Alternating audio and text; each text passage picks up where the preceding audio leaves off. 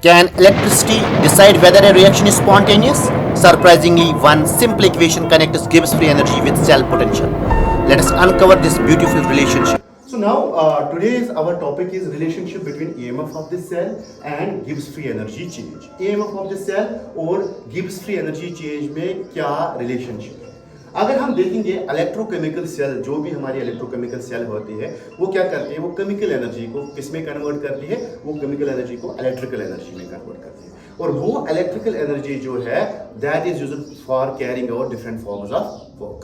So that different forms of work are carried out by the electrical energy, which is produced by the chemical energy in the electrochemical cells. तो वो electrical work जो होती है वो कितनी होती है? How much that electrical work done by this electrochemical cell is? That is always equal to the product of the EMF. EMF of the cell कितना हमारा होता है? Multiplied by the charge flowing through the external wire. So that would be our electrical work. तो अगर मैं यहाँ पे लिखूँगा, what should be our electrical work? That electrical work done will be equivalent to the EMF of the cell. Let us suppose EMF, I will write EMF of the cell, and then it would be the product of the EMF of the cell and what? And the charge flowing through the external wire. यानी charge flowing through the external wire. And हम इसको ऐसे भी लिख सकते हैं, अगर हम इस EMF को लिखेंगे E cell, then W electric जो हमारा होगा वो होगा E cell multiplied by the charge flowing through the external wire. अब ये चार्ज जो है, ये चार्ज कितना है? Let us find it out this charge. अगर हम देखेंगे यहाँ पे, see here, अगर हम यहाँ पे बात करेंगे चार्ज कितना है, let us suppose यहाँ पे n moles of electrons pass through this electrical wire. So n moles of electrons are passing through the external wire. And we know that the charge on 1 mole of electrons is 96,500 coulombs. So charge on 1 mole of electrons is 96,500 coulombs. So अगर यहाँ से n moles of electrons pass हुए और 1 mole electrons का charge है 96,500 coulombs, तो n moles of electrons का कितना charge होगा? That would be n multiplied by 96,500 coulombs. That will be the charge flowing through the external wire. But we know that this 96,500 coulombs is equivalent to 1 Faraday of electricity. That means that how much of the charge is flowing through the external wire? It will be n multiplied by the f. So n moles of electrons multiplied by charge on 1 mole of electrons will be the total charge flowing through the external wire. So यहाँ पे मैं इसका मतलब है, यहाँ पे मैं क्या लिख सकता हूँ? मैं लिख सकता हूँ W electric will be equivalent to E cell multiplied by NF, या मैं लिख सकता हूँ NF E cell, यानी W electric जो हमारा होगा that the electrical work done by the electrochemical cell that would be equivalent to NF E cell.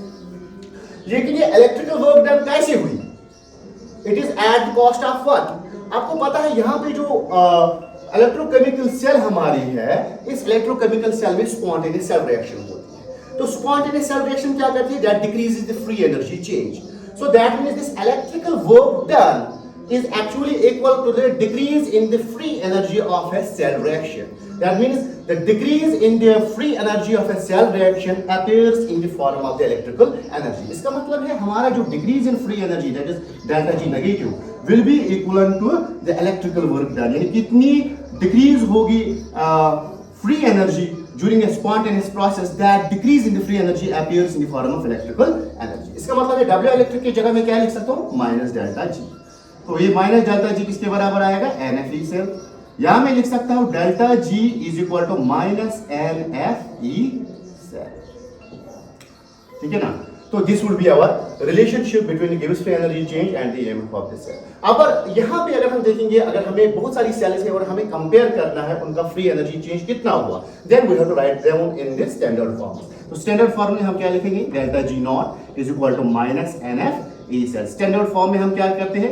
हम टेम्परेचर को 298 केल्विन लेते हैं और कंसंट्रेशन ऑफ गैस हम लेते हैं 1 मोल पर litre. So that would be our the final reaction. So E cell will be converted into E naught cell. So this would be our final relation.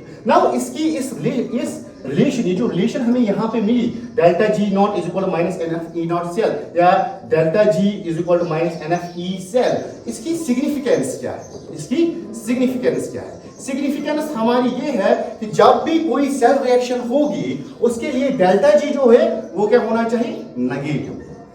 ठीक है ना? तो अगर डेल्टा जी नेगेटिव होगा and if delta G should be negative, then this E cell, to satisfy this equation, then this E cell, yeah, the EMF of the cell should be definitely positive. So the significance of this relation lies in the fact that for a cell reaction to be feasible, delta G should be negative, and for delta G to be negative, E cell, EMF of the cell should be definitely positive as per this relation. Thanks a lot.